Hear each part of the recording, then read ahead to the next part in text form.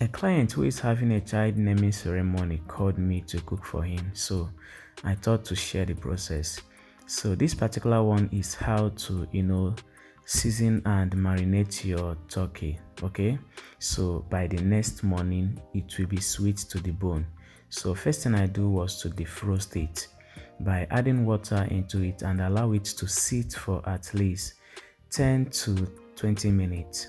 Please, before cooking your protein, you want to, marinate it, even if not overnight, at least 5 to 6 hours. So that way all the seasonings can penetrate into it.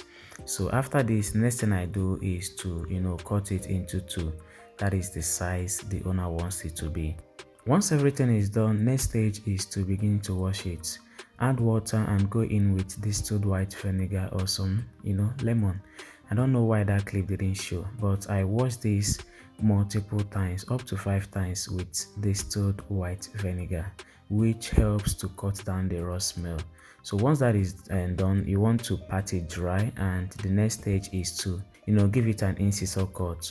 So that way the seasonings can penetrate into the turkey. Okay, so here I'm using some medley of spices ranging from curry powder, you know seasoning cube, salt, garlic and ginger and thyme. So mix everything well to combine, and next is to introduce it into the turkey. Please use any medley of spices that you prefer. Once that is done, you begin to mix. Make sure that your hands are clean. So mix it thoroughly. I'll be adding batch by batch. You don't want to overdo this. So far it is staying overnight, you want to season it lightly so by the next morning it doesn't get too salty.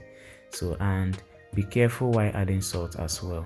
So I'll be doing this batch by batch. So finally I'm going to add the second batch and start mixing again. Once I thought it's okay, I'm going to stop. So next thing I'll be adding there is oil. What the oil will do is to help, the marinating process and also allow it to stick together in the turkey.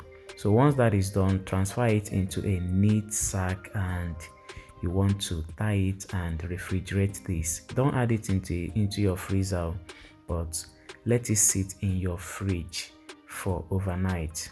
Trust me, by the next morning, if you cook this, it will be sweet to the bone. Thank you for watching. I hope this was helpful. See you in my next one, and don't forget to share with me where you are watching me from. Thank you once again. Bye.